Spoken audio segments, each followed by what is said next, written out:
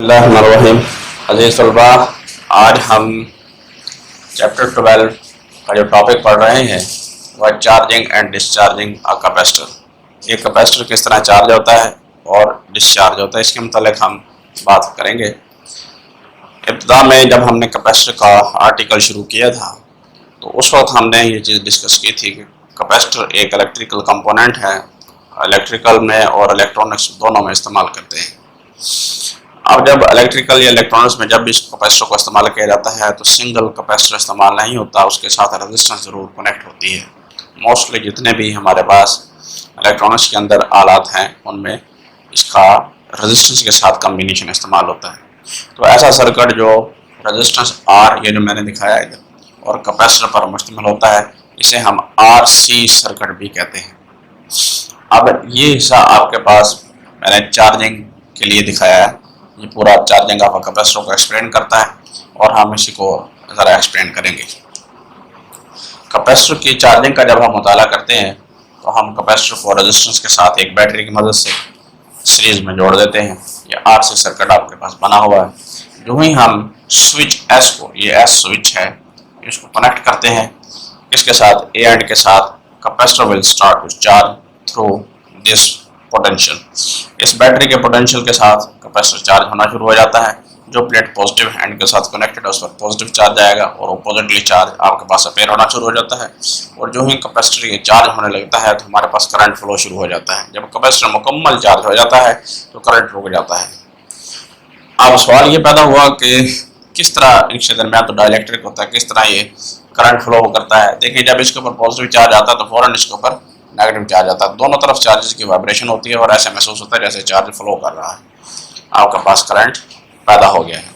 जिसके नतीजे में हम देखते हैं कैपेसिटर आपके पास चार्ज होता है। जब एक कैपेसिटर अपनी मैक्सिमम वैल्यू तक चार्ज होता है तो उस वक्त इसके ऊपर जो चार्ज आता है उसे हम कहते हैं कि ये हमारे पास Q0 चार्ज डिपॉजिट हुआ। एक बात खास तौर पर याद रखिएगा कि कैपेसिटर ऐसे नहीं है कि स्विच ऑन करते ही फौरन चार्ज हो गया। It will take a time, ये थोड़ा सा वक्त लेगा, ये सडनली चार्ज नहीं होता, इट विल चार्ज ग्रेजुअली। इसको हम इसी सारे इफेक्ट्स को देखते हैं कि जो ही हम इसका स्विच ऑन करते हैं, ये हमारे पास ग्राफ दिखाया गया। इस ग्राफ में यहाँ हमारे पास रेजिस्टेंसेस दिखाई गई हैं और रेजिस्टेंसेस के साथ ग्राफ के साथ जो हमें R और C का कॉम्बिनेशन दिखाया गया, स्मॉल R रेजिस्टेंस के ऊपर और लार्ज रेजिस्टेंस के ऊपर, Q और T के दरमियान ये ग्राफ ड्रा किया गया है, जो इस बात को बता रहा है कि कैपेसिटर वक्त लेगा, टाइम लेगा। देखें कितना टाइम लिया है, स्मॉल RC पर, RC लार्ज है और ज़्यादा टाइम लेगा। यानी Q0 तक पहुंचने में तो इसको यहाँ तक जाना पड़ेगा, तो ज़्यादा वक्त यूज़ होगा लार्ज RC के ऊपर, और स्मॉल RC होगी तो जल्दी चार्ज हो जाएगा। यानी मुकम्मल तौर पर कैपेसिटर को चार्ज होने के लिए वक्त की ज़रूरत है, एक टाइम की ज़रूरत है, एक ख़ास ड्यूरेशन की ज़रूरत है। तो ये इस ख़ास ड्यूरेशन की जब हम बात करते हैं तो ये ड्यूरेशन का हमें कैसे पता चलता है कि ये कितना वक्त लेगा, इस चीज़ का इन्हिसार R और C की प्रोडक्ट पर है। R और C की प्रोडक्ट पर है, यानी रेजिस्टेंस और कैपेसिटेंस की प्रोडक्ट पर है। जितनी ज़्यादा वैल्यू होगी उतना ज़्यादा टाइम होगा और जितनी कम वैल्यू होगी उतना ही आपके पास कम टाइम में चार्जिंग और डिस्चार्जिंग होगी। अब हम ये जो बात कर रहे हैं चार्जिंग की, ये सारा फैक्टर जो हम चार्जिंग का दिखा रहे हैं, इस चार्जिंग में हम देख रहे हैं कि हमारे पास R की वैल्यू, अगर हमारे पास क्या है, आपके पास स्मॉल है, तो R और C की प्रोडक्ट का, R और C की जो प्रोडक्ट है इसको हम टाइम कांस्टेंट का नाम देते हैं। R रेजिस्टेंस और C कैपेसिटेंस, इन दोनों की जो प्रोडक्ट है ये इक्वल होती है to the time, equal to the time. अभी बात मैंने की थी कि सारे टाइम का इन्हिसार R और C पर है। R और C की जो प्रोडक्ट है वो टाइम के बराबर आएगी। जब वो टाइम के बराबर आती है R और C, जिसको हम यूँ भी लिख देते हैं R into C is equal to T, ये वही बात है। R और C की अगर प्रोडक्ट टाइम के बराबर है तो उस वो टाइम को हम कहते हैं टाइम कांस्टेंट। जितनी वैल्यू आर की होगी और कैपेसिटेंस की होगी, जो रिजल्ट आपके पास आएगा उतना ही टाइम आपका बनेगा। क्लियर हो गई ये बात? यहाँ हम थोड़ी सी ये बात क्लियर कर रहे हैं कि small value of R C अगर थी तो ये आपके पास चार्ज हुआ, सड आपके पास इसने तो काफी देर तक चार्ज होना है, और इस तरीके से लार्ज वैल्यू थी तो और ज्यादा टाइम लेगा। तो हम इस चार्ज का के अंदर जब टाइम कांस्टेंट आर और सी की जो प्रोडक्ट है उसको जब डिफाइन करते हैं कि कितना लें हम इसमें टाइम, तो फिर हम इसके अंदर टोटल जो चार्ज क्यू नॉट आया है उस चार्ज का 0.63 टाइम्स, देखें ये टोटल चार्ज है क्यू नॉट, उसका अगर 0.63 आपके पास टाइम्स क्यू नॉट आ गया तो हम कहेंगे कि ये हमारे पास टाइम कांस्टेंट है। इस टाइम में ये कैपेसिटर चार्ज हो गया, हालांकि वो फुली चार्ज नहीं है, वो कितना 63% है। यानी जब 63% कैपेसिटर चार्ज अचीव कर जाए तो हम कह देंगे ये कैपेसिटर चार्ज हो गया, और जब कैपेसिटर ये स्टैंडर्ड रख दिया गया। अब इसी तरीके से जब आपके पास ये डिस्चार्ज होगा तो 100 में से 63 माइनस करें तो 37 आपके पास बाकी बचते हैं। अगर वो 0.37 ऑफ क्यू नॉट हो गया है, Q naught times Q naught आ गया, तो अगर क्यू नॉट का इतना परसेंट चार्ज उसके ऊपर बाकी रह गया है, बाकी सारा डिस्चार्ज हो गया है, तो हम कहेंगे कैपेसिटर आपके पास डिस्चार्ज हो गया है। क्योंकि चार्ज होने में भी it will take a lot of time, आपके पास डिस्चार्ज होने में भी it will take a lot of time, बहुत ज्यादा वक्त लेगा। तो इसलिए हम इस चीज का यहाँ यूं जायजा लेते हैं। अब जब टाइम कांस्टेंट की हम डिफाइन करते हैं, टाइम कांस्टेंट क्या है? टाइम कांस्टेंट क्या है? Product of R and C, यही कहलाता है time constant. Is defined as the time required by a capacitor to deposit 0.63 times the equilibrium charge. देखें, the time required by a capacitor, ये वो वक्त है जो एक कैपेसिटर को चाहिए, कितना कि 0.63 टाइम्स क्यू नॉट चार्ज को डिपॉजिट कर ले, इकट्ठा कर ले। ये चार्जिंग के लिए टाइम कांस्टेंट, ठीक है। चार्जिंग हो या डिस्चार्जिंग हो तो दोनों इसी तरीके से। अब हम उसमें क्या कहेंगे कि इतना टाइम उसको चाहिए, डिस्चार्जिंग के लिए अगर बयान करेंगे कि वो इतना चार्ज डिस्चार्ज कर ले, और बाकी कितना रह जाएगा 37 यानी 0.3, यानी 0.63 times Q not charge discharge कर ले। जहां हमने डिपॉजिट का लफ्ज लिखा है वहां लफ्ज क्या आएगा? डिस्चार्ज आ जाए, और डिस्चार्जिंग के लिए टाइम कांस्टेंट बन जाएगा। तो क्लियर हो गई यहाँ ये मामला जो मैंने बयान किया है कि ये आपके पास जो ग्राफ है, ये जो आपके पास Q और T के दरमियान, ये हमें एक्सप्लेन करता है कि कैपेसिटर को जब चार्ज किया जाता है और उसके ऊपर जब चार्ज डिपॉजिट होता है तो वो कितने वक्त में चार्ज होगा, यानी कैपेसिटर के ऊपर चार्ज ग्रोथ होने के टाइम की इंफॉर्मेशन देता है।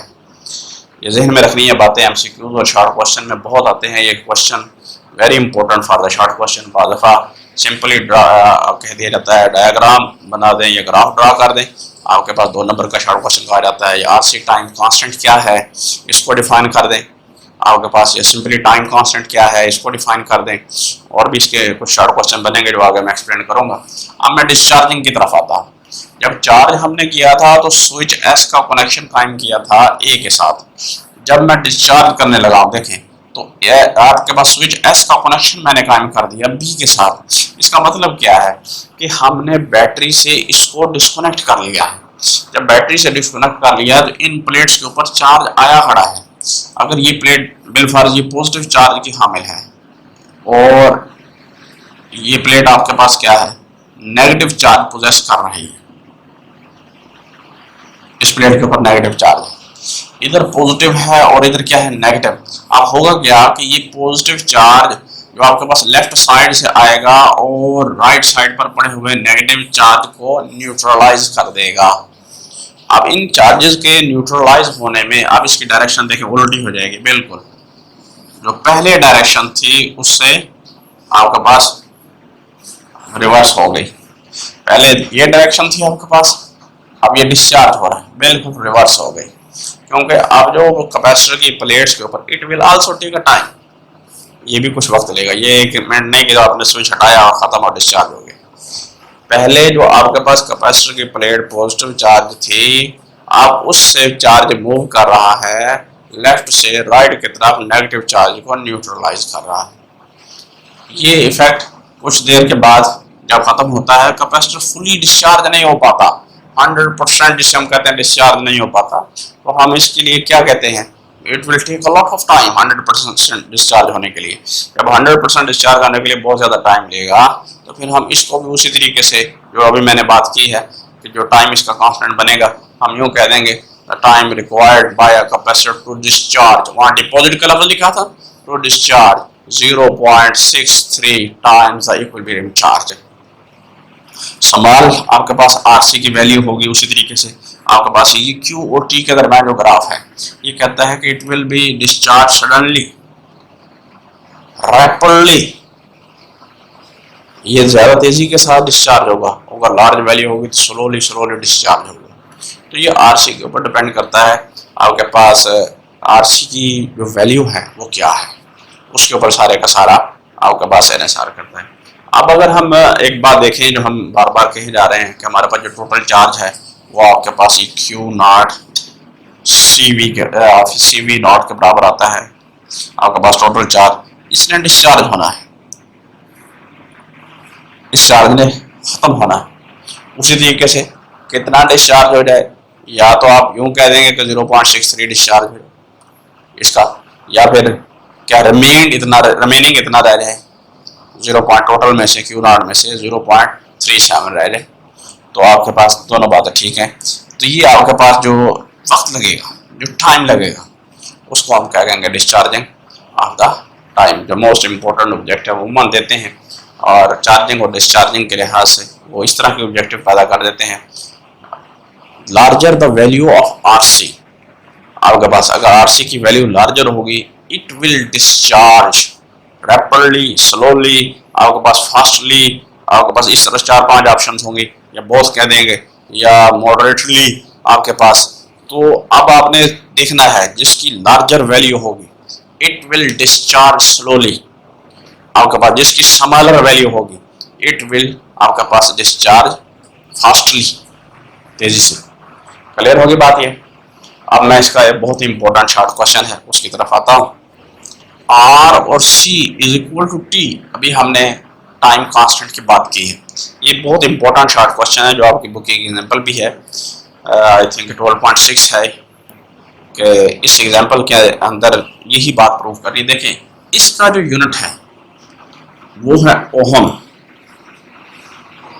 और इसका यूनिट क्या है, वो है फैरेड, और ये किसके बराबर है टाइम, इसका यूनिट होता है second. How it is possible ohm into farad will be equal to second, ये बात कैसे मुमकिन है। अब हम इसकी तस्दीक करेंगे। जब हम इस बात को प्रूफ करने लगते हैं तो जो सोल्यूशन हमारे पास है, देखिए बाय ओहम्स लॉ जो हम देखते हैं V is equal to I R, ये मैंने ओहम्स लॉ लिखा है। V is equal to I खुद किसके बराबर होता है, चार्ज है। नेक्स्ट चैप्टर में आप पढ़ेंगे Q ओवर T के बराबर होता है। मैट्रिक्स में भी आप लोगों ने कुछ पढ़ा होगा थोड़ा बहुत, Q over T into are.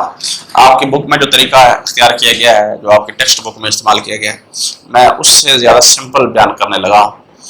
तो ये रिलेशन हमारे पास जो आया, अब मैं T को इधर ले आता हूँ और V को इधर ले आता हूँ।